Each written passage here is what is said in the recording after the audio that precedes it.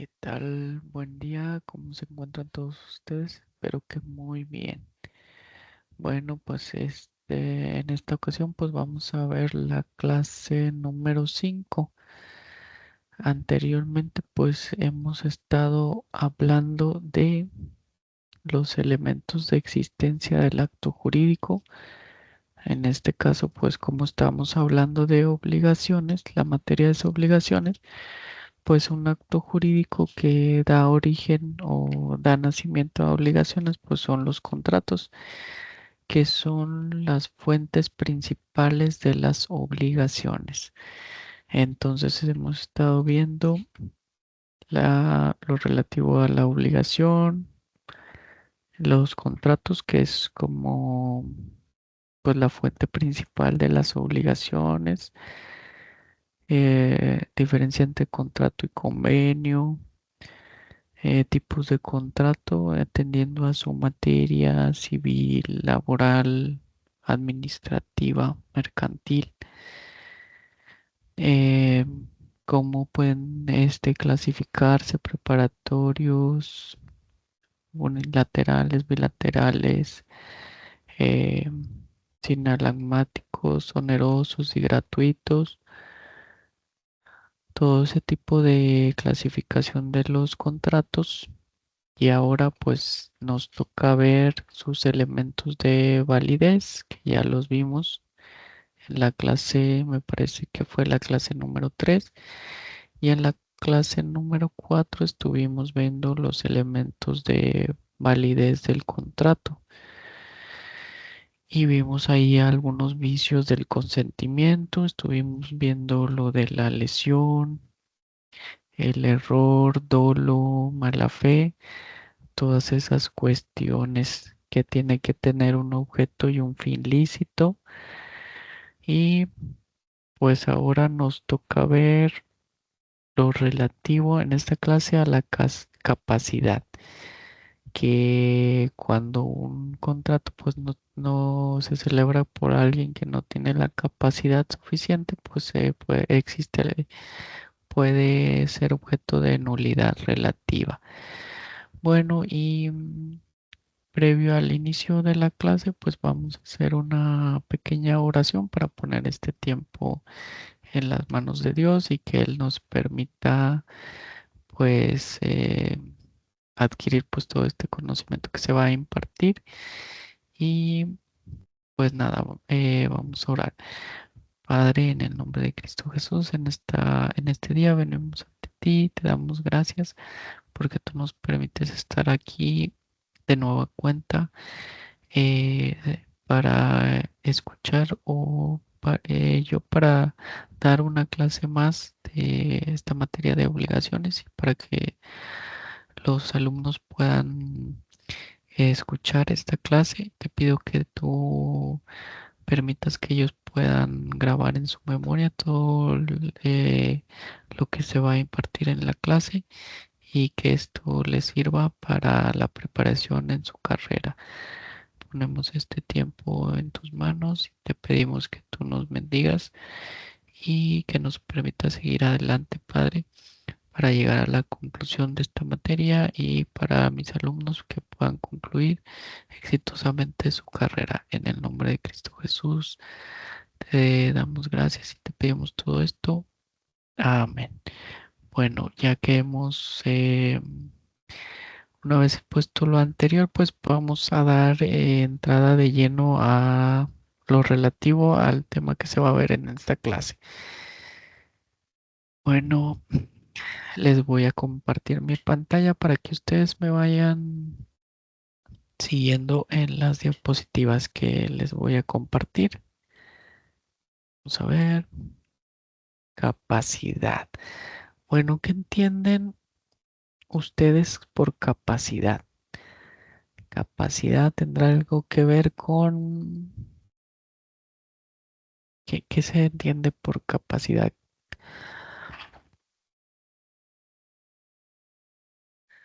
Cuando ustedes han escuchado hablar de que no, que se celebró este contrato por personas capaces, que se entenderá por eso, por capacidad. Bueno, vamos a ver algunas definiciones de capacidad. Bueno, dice capacidad, según el diccionario de derecho, dice capacidad, aptitud para adquirir un derecho o para ejercerlo o disfrutarlo. Bueno, entonces aquí vemos, según esta definición, que la capacidad se encuentra relativa con la facultad que tiene una persona para que pueda adquirir un derecho. ¿Qué derecho puede ser este? ¿O qué derecho puede adquirir? Pues podría ser un ejemplo, un derecho de propiedad respecto de determinada cosa.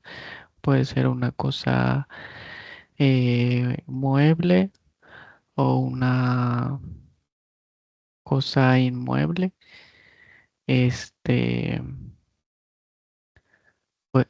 a eso puede referirse a adquirir un derecho o para ejercerlo o disfrutarlo. Entonces también la capacidad se encuentra relacionada con el ejercicio y el disfrute de un derecho. Por otra parte dice capacidad jurídica. Bueno, aquí ya pues nos encaminamos más a algo jurídico, algo de la materia. Dice aptitud o idoneidad para ser sujeto de relaciones de esta naturaleza. Entonces, la capacidad jurídica se relaciona con la actitud o que sea una persona idónea para ser objeto de este tipo de procedimiento, de un procedimiento jurídico o alguna relación jurídica de eso, ¿sí? O sea, que sea apto, idóneo. Y también tenemos que capaz es la persona apta para el ejercicio de un cargo o derecho y o para realizar un acto jurídico determinado. Entonces, partiendo de la base de estas tres definiciones, pues las mismas se encuentran relacionadas porque se refieren a una persona que pueda ser o que pueda adquirir derechos, perdón, que pueda adquirir derechos y que pueda ejercer este derecho y disfrutar. Mm, O sea, que una persona capaz debe ser apta para adquirir un derecho, ejercerlo y disfrutarlo. Aquí en capaz también para ejercer un cargo y a lo que nos interesa, pues aquí en capaz para realizar un acto jurídico determinado. En este caso, pues podemos decir un contrato. Entonces, ya viendo estas tres definiciones, eh, vamos a continuar. Dice la capacidad como elemento de validez del contrato. La capacidad es un elemento que se requiere para que el contratante sea, para que el contrato sea válido. O sea, como ya vimos, los contratantes deben ser capaces o deben de tener la capacidad para poder celebrar el contrato. Porque pues como lo vimos aquí en la definición de capacidad, deben de tener la aptitud para adquirir un derecho o para ejercerlo o disfrutarlo. En este caso, pues si trata de un contrato de compra-venta, pues tiene hablando de capacidad, pues la persona que vende tiene que tener la capacidad de hacer uso del derecho de propiedad, o sea, que él sea el propietario y que mm, pues sea una persona mayor de edad para poder hacer uso de su derecho de propiedad, transmitiéndolo a otra persona. Entonces, en ese caso, pues la capacidad, pues es un requisito eh, para que el contrato sea válido, porque pues una persona que no tenga esta capacidad del derecho de propiedad de este bien, pues no lo puede transmitir. Entonces, si esta persona está vendiendo un bien y no tiene esta capacidad, pues podría establecer como inválido el contrato. Dice, por consiguiente, la incapacidad es una causa de invalidez que origina la nulidad relativa del contrato o del acto jurídico en general. Pues sí, si alguna de las partes es incapaz, pues no tendría la facultad para poder adquirir el derecho que se está o sea, que se está el derecho objeto del contrato al tratarse de una compraventa, un contrato de arrendamiento, un un comodato, cuestiones relativas a estos contratos, pues no podríamos establecer que es válido cuando alguna de las personas que lo celebra, pues no tiene la capacidad suficiente para poder hacerlo. Dice, la capacidad no es un elemento esencial en los contratos, toda vez que los celebrados por incapaces existen jurídicamente, son susceptibles de ratificación para quedar convalidados retroactivamente o bien puedes prescribir la ineficacia de lo que los afecta. Mm, bueno, aquí nos dice que la capacidad no es un elemento esencial en los contratos, como pues los elementos esenciales que ya vimos para que tenga de existencia los contratos, sino de validez. Y no es elemento esencial de existencia porque cuando se celebra con una persona incapaz, puede que éste quede convalidado si se ratifica por quien sí tiene las facultades para hacerlo. Entonces, en estos casos, pues por decir, se podría subsanar este vicio o elemento de validez se adolece, pues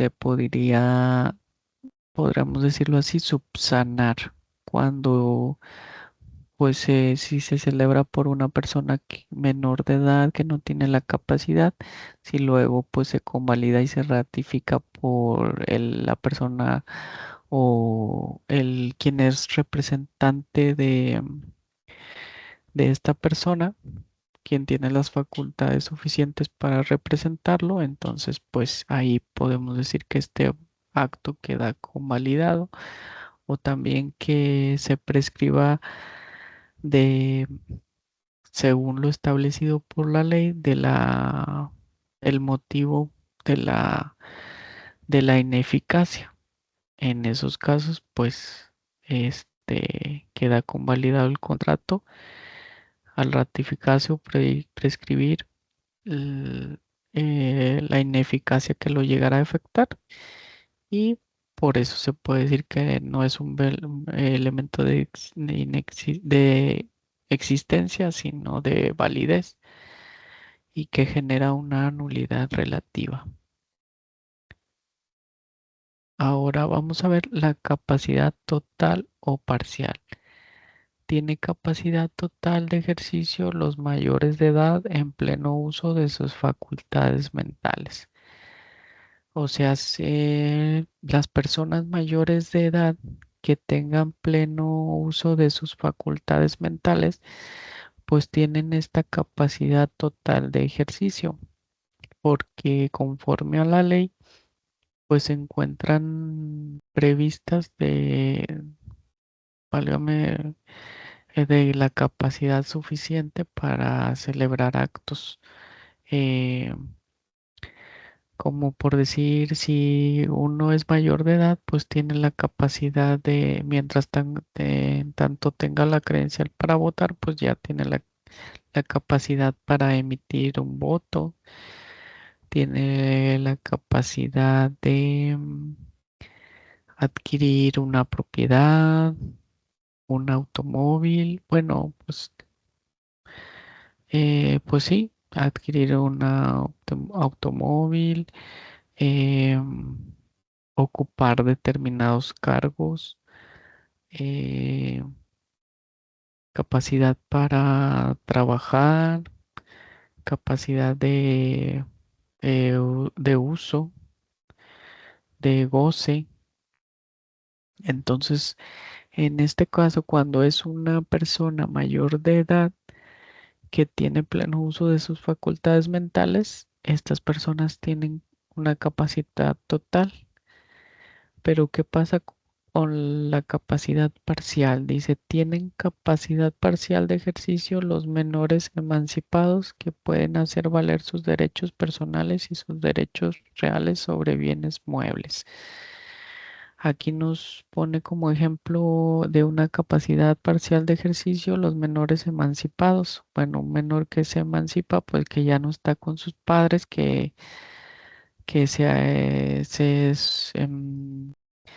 ay, perdón. Aquí está. Tiene capacidad parcial de ejercicio los menores emancipados, que pueden hacer valer sus derechos personales y sus derechos reales sobre bienes inmuebles.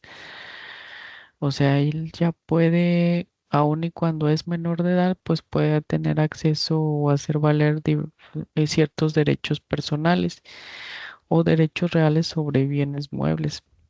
Pero también se encuentra limitado esta capacidad porque tiene creo yo, si no mal recuerdo, un tutor que todavía esta persona lo representa en ciertos casos que se estima donde éste todavía no tenga la capacidad para comparecer solo.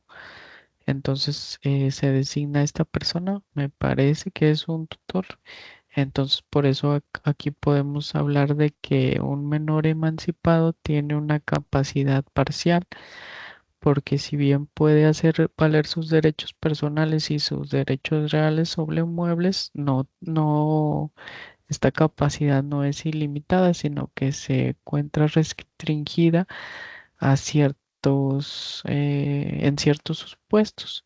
Y para los demás, pues ya tiene un representante que lo representa, válgame la redundancia, en ciertos casos, en los cuales aún no pueda hacer uso o no sea capaz para hacer uso de su derecho personal o derecho sobre algún bien mueble o inmueble, ¿verdad?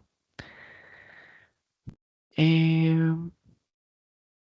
Aquí vemos que el Código Civil nos establece quienes tienen incapacidad total del ejercicio. El artículo 450 del Código Civil Federal nos establece lo siguiente, dice, tienen incapacidad natural y legal los menores de edad. Los menores de edad, pues, ¿quiénes son? Pues los niños, porque pues ellos no tienen capacidad de, mm, de ejercicio.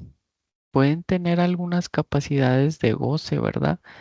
Pero en algunos supuestos o en la mayoría, pues no tienen la capacidad para ejercer un derecho ellos propios, sino que pues son representados sus derechos por sus padres y en algunos casos por los tutores o las personas encargadas de llevar su cuidado. Por eso, los menores pues tienen una incapacidad total de ejercicio. Y en la fracción uno nos menciona los menores de edad. La fracción 2 dice, los mayores de edad disminuidos o perturbados en su inteligencia, aunque tengan intervalos lúcidos, y aquellos que padezcan alguna afección originada por enfermedad o deficiencia persistente de carácter físico, fisiológico, sensorial o por la adicción a sustancias tóxicas como el alcohol, los psicotrópicos o los estupefacientes, siempre que debido a la limitación o a la alteración en la inteligencia que estos les provoquen no puedan gobernarse y obligarse por sí mismos o manifestar su voluntad por algún medio. Entonces aquí en la fracción 2 es un diverso supuesto porque ya nos está precisando que son personas mayores de edad, pero tienen cierta característica. ¿Qué característica tienen que los hace incapaces? Bueno, que tienen alguna condición que los hace disminuir o en su inteligencia o en su facultad cognitiva, que esto les impide ejercer o por estos mismos, pues los derechos. Y nos pone aquí los mayores de edad disminuidos o perturbados de tu inteligencia. Bueno, pues aquí podríamos establecer cuando son personas que tienen algún retraso mental que les impide, o sea que no, su mentalidad pues no va acorde a la edad que ellos tienen, ¿verdad? Pueden ser ya mayores de edad, pero la mentalidad que ellos tienen puede ser de un niño, de una persona menor, un menor de edad, de 10 años, de 5 años, y en esos casos pues se tiene una incapacidad total del ejercicio porque pues tienen esta condición que disminuye o perturba su inteligencia. Aun y cuando, y aquí nos dice que aun y cuando tengan intervalos de lucidez, eh, pues no se considera que pueden tener una capacidad total de ejercicio, sino que se encuentran incapacitados.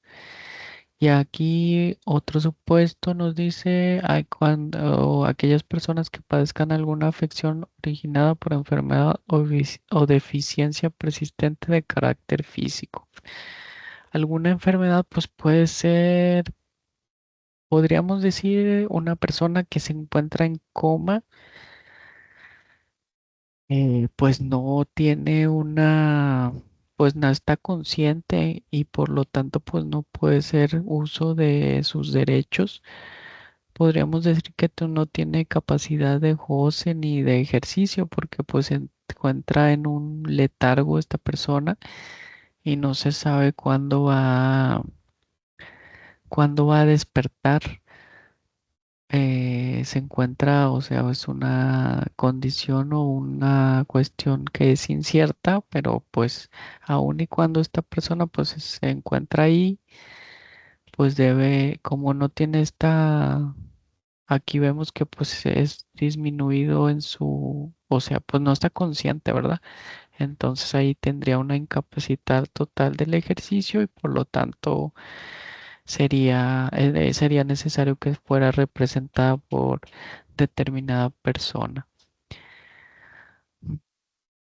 Y aquí también nos hace referencia a las personas que son adictas a alguna sustancia tóxica.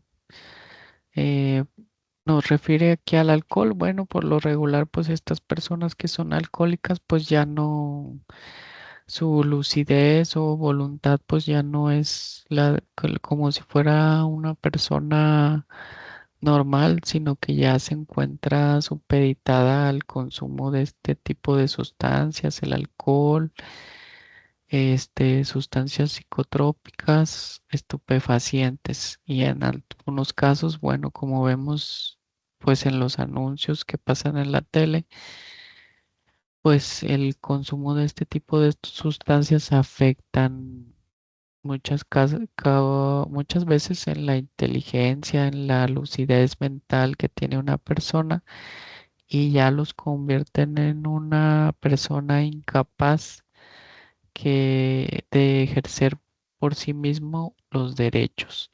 Entonces, en este caso, cuando sea una persona así, adicta a sustancias tóxicas como el alcohol, las drogas o estupefacientes, los psicotrópicos o estupefacientes, pues se estima que tienen una incapacidad total de ejercicio.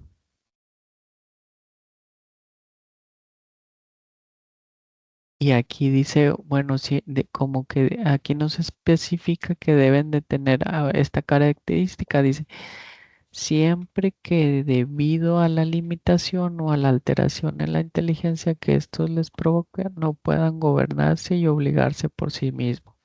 Es lo que les estaba diciendo, que es consumo regular de estas sustancias pues crea consecuencias adversas para las personas que las consumen y afecta generalmente en la mente, ¿verdad? En el cerebro, su facultad de la inteligencia o a veces provoca que tengan impulsos que no se gobiernen a sí mismos o por decir que no se comporten de manera debida.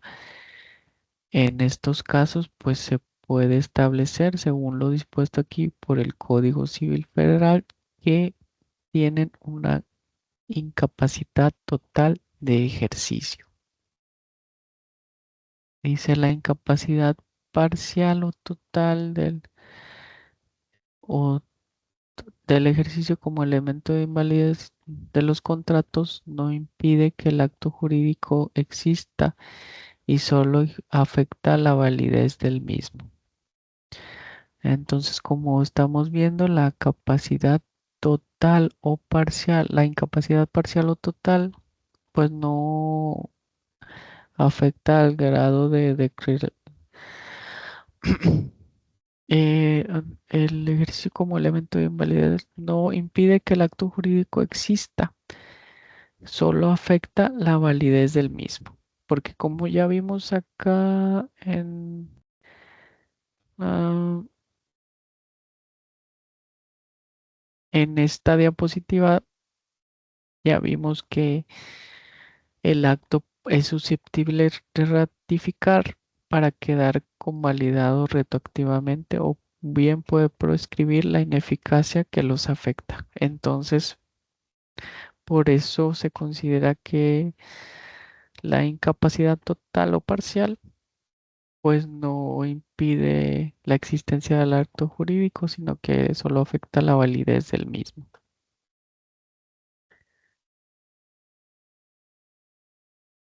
Bueno, y atendiendo a que, bueno, ya estábamos visto lo de la capacidad, pero bueno, si estas personas que ya vimos aquí en el artículo 450 del Código Civil Federal son incapaces de manera total para en su facultad de ejercicio, entonces, ¿qué va a pasar con estas personas? Pues ya se van a quedar así, o sea, no van a poder hacer uso de su facultad de ejercicio porque tienen estas condiciones que sean menores de edad o que siendo mayores de edad cuenten con alguna condición que disminuya o perturba su inteligencia, sean adictos a drogas, estupefacientes. ¿Qué va a pasar con estas personas? Así se van a quedar, ya no van a poder disfrutar o ser acreedores a su capacidad de ejercicio. Pues no, o sea, este tipo de personas, aun y cuando no son, el código establece una incapacidad total de ejercicio, pues pueden ser representadas por una persona diversa que sí cuente con las características necesarias para tener la capacidad de ejercicio y a través de estas personas puedan hacer valer este derecho. Dice esto como pues por medio de la representación. Dice la representación legal en el derecho privado es una institución jurídica auxiliar de la incapacidad del ejercicio. Sí, como les estaba mencionando, la representación es una figura que ayuda o auxilia en el caso de que una persona esté incapacitado, mm, perdón, esté incapacitado para hacer uso de su capacidad de ejercicio.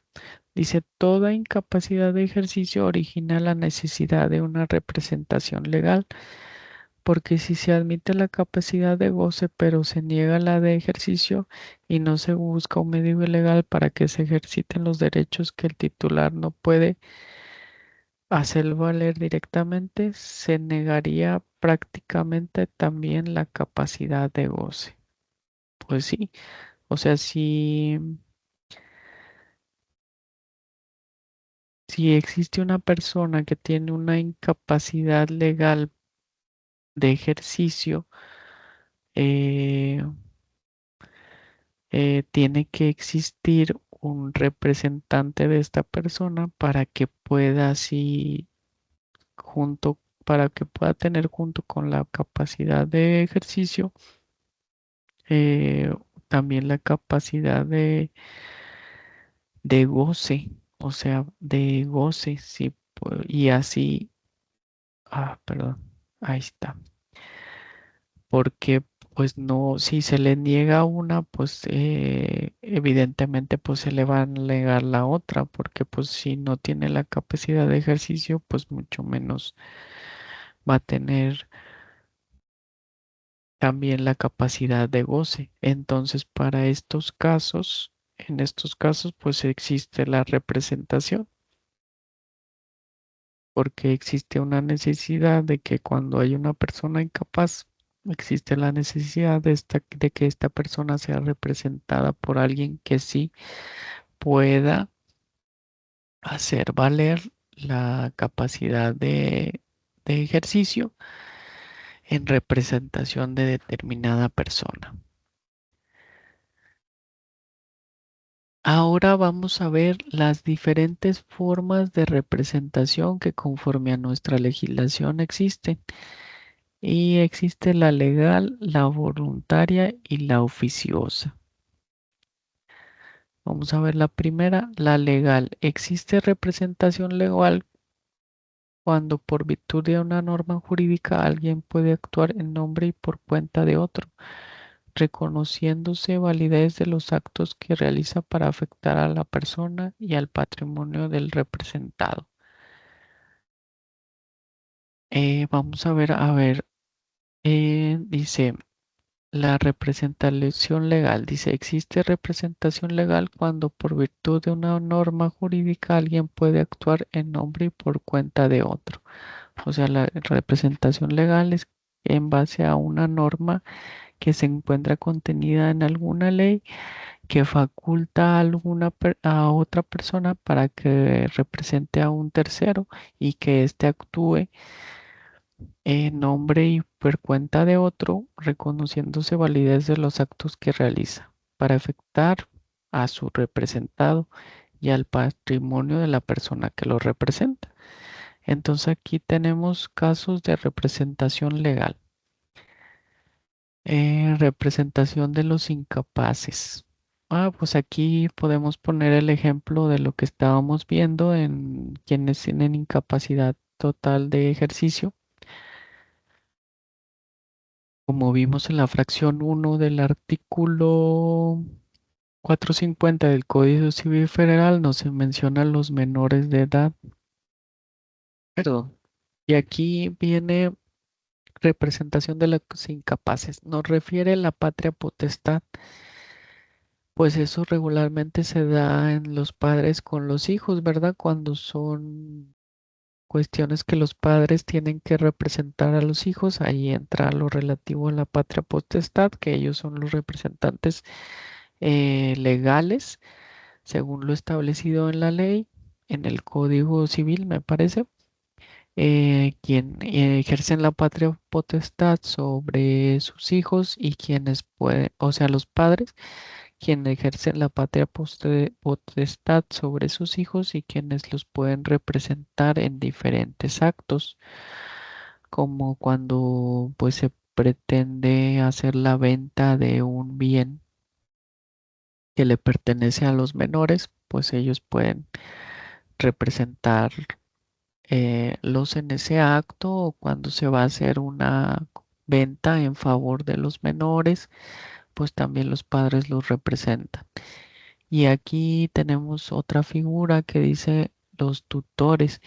Allí en ese caso de los tutores, me parece que estos se designan cuando hay una persona que siendo mayor de edad cuenta con una condición que, como lo que estuvimos precisando en la fracción 2, aquí el tutor entra, en el caso se designa en el caso de mayores de edad y como lo refiere aquí, disminuidos o perturbados en su inteligencia.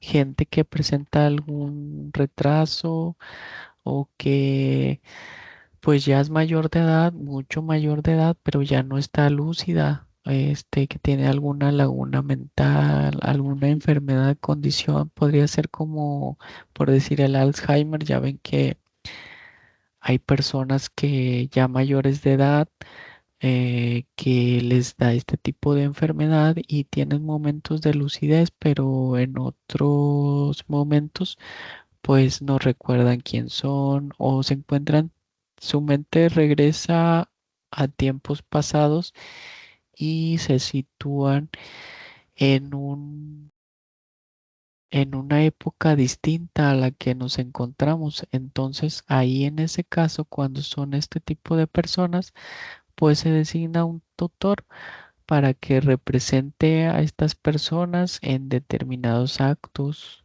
o cuando se pretende disponer de los bienes de esta persona. Aquí también podríamos establecer que también entran las personas adictas a sustancias tóxicas, pues también ahí en esos casos pues se designaría un tutor para que las represente. Entonces, hablando de la representación legal, en este primer ejemplo, en tratándose de incapaces, pues se dan los supuestos de la patria potestad que la ejercen los padres en cuanto a los menores y los tutores, que son las personas encargadas de representar a personas que siendo mayores de edad, pues presentan una disminución en su inteligencia, tienen algún padecimiento, una condición. Pues aquí también no sé si podría ser las personas que tienen autismo, dependiendo del grado de autismo. No soy, bueno, podría ser porque pues hay personas que tienen autismo que son mayores de edad y no, mm, podríamos decirlo, pues no se comunican muy bien con las demás personas, sino que viven en un mundo aparte y hay que tener una interacción pues diferente, ¿verdad? Con una persona que no tiene esta condición. Y aquí como segundo punto dice representación de los intereses sujetos a concurso a quiebra. Aquí, ¿de qué nos está hablando en este caso? Bueno, en este caso, más que nada, yo lo he visto en los concursos mercantiles que se llevan en los juzgados federales, que es este tipo de procedimiento que se entabla o que tiene origen cuando una empresa pues ya se encuentra, por decir, en números rojos, ¿verdad? Que ya no tiene la solvencia, que tiene muchas deudas y se quiere declarar en bancarrota. Entonces, en este tipo de procedimientos de concursos mercantiles, existe una figura que son los síndicos y se designa como el liquidador, de la empresa o quien se va a encargar, bueno, no liquidar, o sea, quien se va a encargar de checar todos los créditos que tiene a favor, todos los créditos en contra, todo el patrimonio de la persona moral que está en quiebra. Y en este tipo de procedimientos pues más que nada se busca llegar a una mediación también para efectos de que la empresa siga produciendo y si esto no se lleva a cabo o no se puede cumplir con este fin, pues ya se declara la quiebra y se empiezan a hacer los pagos a los acreedores, ¿verdad? Según el grado de prelación de cada deuda y se busca recuperar el activo mayor posible de la sociedad, cualquier activo que tenga pendiente de cobrar. Entonces es el síndico el que se encarga de realizar todas esas cuestiones. Y pues este tipo de procedimientos se ventilan en la materia federal en los juzgados de distrito. Anteriormente pues se ventilaban en los juzgados, me parece que en los juzgados de cada estado, ¿verdad? Pero pues hubo unos cambios en la legislación, en reformas y se determinó que estos pues tienen que ser conocidos por los juzgados de federales. Y bueno, vamos con el tercer punto. Dice representación de los bienes, derechos y obligaciones de una herencia. Aquí, pues conforme a lo establecido por la ley, quien representa los bienes, derechos y obligaciones de una herencia, al fallecer el autor de la sucesión, pues se tiene que abrir el juicio sucesorio donde se nombra a los posibles herederos o a los quienes se creen con derecho a recibir herencia, los herederos, y también se designa una albacea. Esta persona o como lo decimos, esta figura que está establecida por la ley es quien se encarga de administrar los bienes, derechos y obligaciones del autor de la sucesión. Pues él es el que va a representar a la sucesión en cualquier procedimiento. Él es el que representa conforme a la ley a la sucesión. Y tenemos aquí, dice, representación en el caso de ausencia, representantes del ausente. Pues sí, alguna persona que no se encuentre en el momento puede ser representada por determinada persona. Am, Esos son los casos de representación legal. Ahora vamos a ver los casos de representación voluntaria. Los casos de representación voluntaria se presentan fundamentalmente en el mandato en sus diversas formas, general y especial. El mandato pues es nada más y nada menos que cuando una persona le otorga poder a otra para que lo represente. Generalmente pues es para pleitos y cobranzas, actos de administración en materia laboral. Esto se da esencialmente en las personas morales porque pues son entes que no existen, o sea que son figuras que están contempladas por la ley que deben de manejarse a través de sus apoderados que estos designen. Dice, en los órganos representativos de las personas morales, especialmente la de las sociedades civiles o mercantiles, en las que el conjunto de personas físicas que constituyen la persona moral designan a un órgano de representación que puede ser simple o colegiado. Es lo que les estaba diciendo. Generalmente se da en lo relativo a las personas morales. Porque no sé si ustedes han visto, bueno, en las actas constitutivas de la persona moral donde se tiene surgimiento, se establece qué nombre va a llevar la sociedad, cuál es el objeto social, los domicilios, quiénes son los accionistas, cuántas acciones tiene cada quien. Ahí deben de establecer en el acta constitutiva quién es el órgano que los va a representar. Generalmente se nombra a un administrador y se dice que es administrador único, es una sola persona quien tiene la facultad de representar a la sociedad. Ahí en esa acta constitutiva se le precisan los poderes que se le otorgan para representar a la sociedad. Y por otra parte, pues también, bueno, generalmente se designa un administrador único, pero también hay empresas que designan un consejo de administración y que se encuentra integrado por diversas personas y que este consejo pues es el encargado de representar a la sociedad. Aquí como vemos, como está estableciendo aquí en el segundo párrafo, dice que designan a un órgano de representación que puede ser simple o colegiado. Simple pues se refiere más que nada cuando es un administrador único o colegiado cuando es un consejo de administración, pues está integrado por varias personas.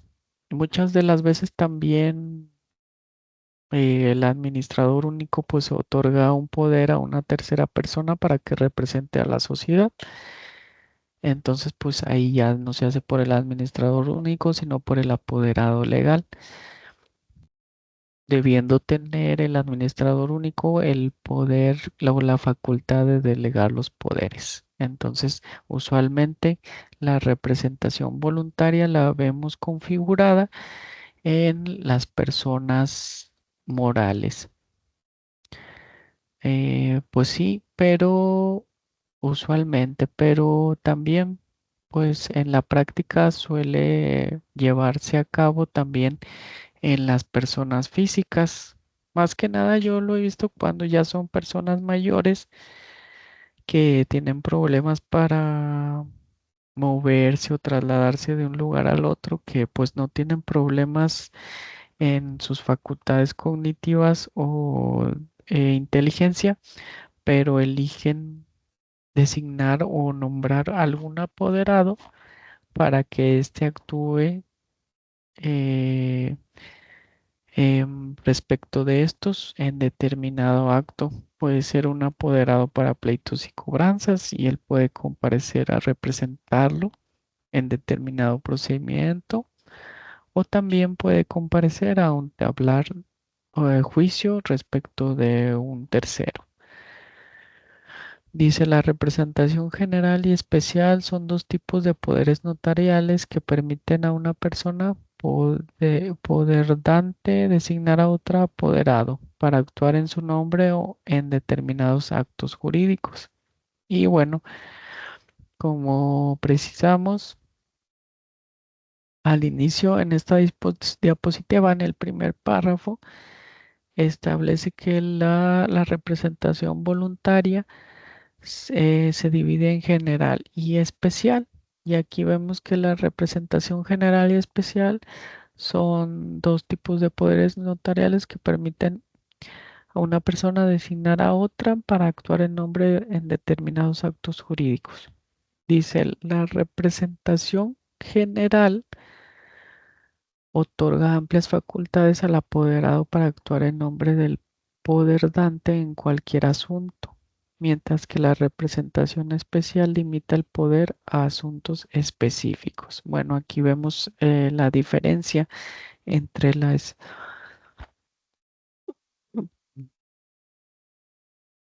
entre la representación general, que es una representación amplia, o sea, tiene varias facultades. Generalmente cuando es una representación general, pues se le da poder para pleitos y cobranzas, para cuestiones administrativas, para materia laboral, para delegar poderes, para X o Y, o sea, es un número más, son múltiples poderes o facultades que se le entregan, que se le delegan para que represente a la persona que está otorgando el poder. Pero cuando es un poder limitado, pues ahí solo versa sobre ciertas cuestiones, por decir, puede ser por el limitado solo para actos administrativos, para yo te doy poder por decir si yo soy propietario de un bien, una casa, y digo, ah, pues la quiero vender, pero pues no quiero batallar, quiero estar batallando con los trámites o esas vueltas o estar anunciando el bien. Yo nomás quiero que me lo paguen, que me den el dinero. Entonces, pues podemos nosotros otorgar un poder limitado con facultades de representación a a una diversa persona, a un tercero, para que lo podemos facultar para que haga la operación de compraventa de este bien. Entonces ahí sería un poder limitado porque solamente se da para el efecto de realizar una compraventa y de un bien inmueble. Entonces aquí pues no es un poder general, sino que es un poder especial que solamente se otorga para determinada cuestión. Dice representación general, amplitud, o sea, tiene la característica que es amplio, permite al apoderado realizar cualquier acto legal en representación del poder dante. O sea, como les estaba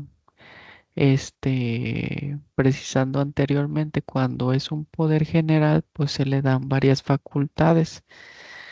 Poder para pleitos y cobranzas, para suscribir títulos de crédito, para actos administrativos, para representación en materia laboral, para delegar poderes, para un sinnúmero de cuestiones. Entonces es un poder amplio. No se encuentra solamente em, reducido a una cuestión, sino que es un poder amplio que contiene diversas facultades para el que se le otorga. Y podemos ver como otra característica la duración. El poder general es válido hasta que sea revocado o una de las partes fallezca. Entonces, bueno, el poder general, pues algunas veces dice que es ilimitado y pues solamente concluye o se da por terminado cuando fallece alguna de las partes. Y aquí podemos ver algún ejemplo. Poder general para actos de dominio permite al apoderado comprar, vender, hipotecar o donar bienes del poder dante. Poder general para actos de administración facilita al apoderado la gestión de bienes, cuentas bancarias o negocios del poder dante. Entonces aquí como poder general para actos de dominio, vender, hipotecar o donar bienes del propietario.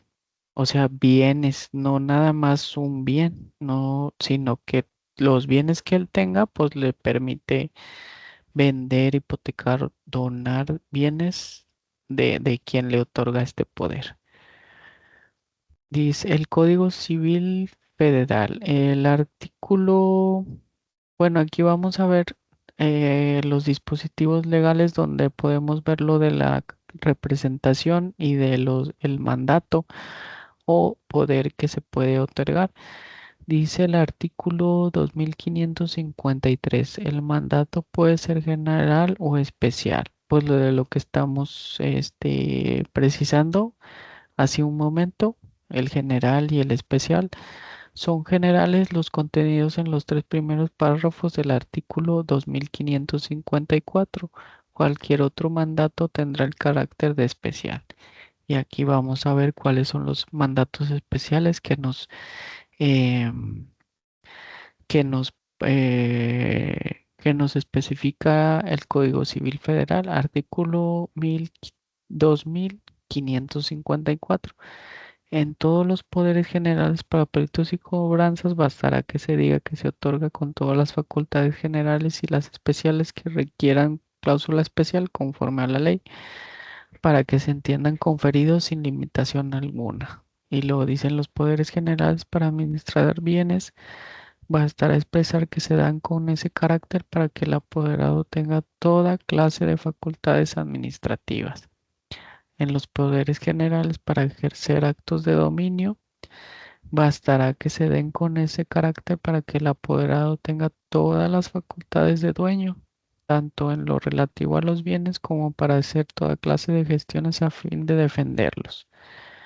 Cuando se quisieran limitar en los tres casos antes mencionados las facultades de los apoderados, se consignarán las limitaciones o los poderes serán especiales. Los notarios insertarán en este artículo los testimonios de los poderes que se otorgan. Y bueno, sí, aquí vemos cómo hace una división de cuando es un poder general y un especial, y que cuando es especial, pues debe precisarse. las limitaciones que debe contar, que va a contar el poder, pero cuando es general, pues nos establece que solo debe bastar con ciertas cuestiones. Entonces, en estos artículos se encuentra contenido lo relativo al contrato de mandato al poder. Ahora vamos a ver la representación oficiosa. La representación oficiosa, también conocida como gestión de negocios ajenos o agencia oficiosa, es una figura jurídica que permite a una persona actuar en representación de otra sin tener un poder o delegación expresa para ello.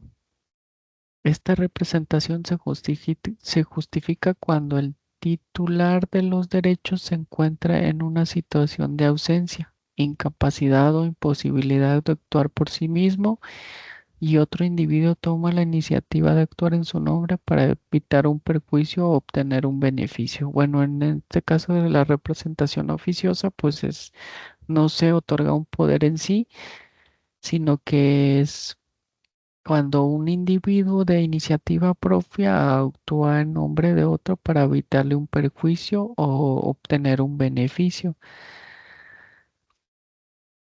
Eh, pues el fundamento de la representación oficiosa es precisamente eso, que aquí no hay un mandato, no hay un poder, no se otorgó un poder, sino que es de iniciativa propia de una persona para evitar un perjuicio o obtener un beneficio a otro. Dice ausencia de mandato. La representación oficiosa se caracteriza por la ausencia de un mandato expreso o poder para actuar en nombre de otro.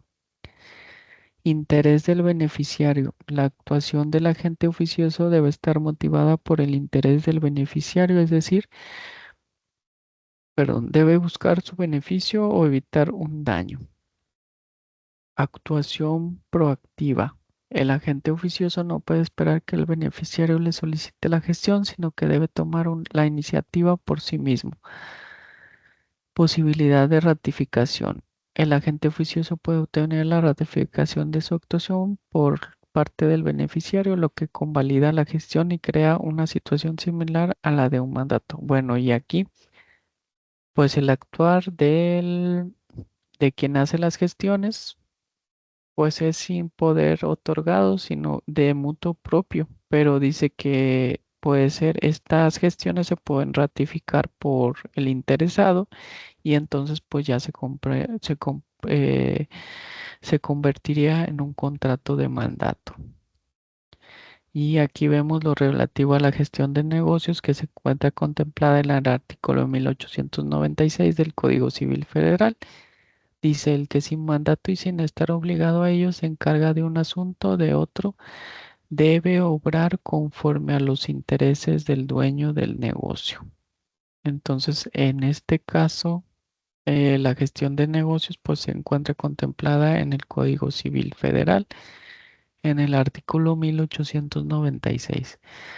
Bueno, y esto sería todo en relación a lo que ya vimos que es un elemento de validez del contrato de la capacidad y que este elemento de validez da lugar a la figura de la representación cuando para que se puedan celebrar actos por personas que no tienen la capacidad para hacerlo. Ahí, en esos casos, entra la figura de la representación en las diferentes formas que ya vimos, legal, voluntaria y oficiosa, eh, con los ejemplos de la legal, de la patria potestad, singular, salvacer, representantes del ausente. Y la voluntaria, pues que son los poderes, mandatos o poderes que pueden ser generales o especiales. Entonces, pues en esta clase por lo pronto sería todo. En esta, que es la quinta clase. Entonces, pues de mi parte sería todo. Ya nada más voy a dejar de compartir. Ya nomás estén pendientes en la plataforma sobre las actividades que voy a ir poniendo para esta semana. Pues serían actividades sencillas eh, que serían de repaso para los temas que eh, vamos viendo. Procuren siempre mandarme las tareas por a través de la plataforma, porque si bien en módulos pasados, pues los alumnos presentaron inconvenientes al entrar a la plataforma o cuestiones diversas y me los enviaron por correo, pero lo ideal, el deber ser, es que los trabajos se suban a la plataforma. Entonces, pues vamos a procurar en la manera de lo posible de cumplir con este lineamiento para que yo tenga ahí evidencia de que ustedes me están mandando trabajos y están dando cumplimiento con las actividades que vamos a llevar aquí cada semana. Entonces sí les pido de favor que los trabajos pues me los suban por la plataforma para yo estar para yo checarlos ahí a través de ese medio y tener evidencia de que ustedes están trabajando y realizando las actividades.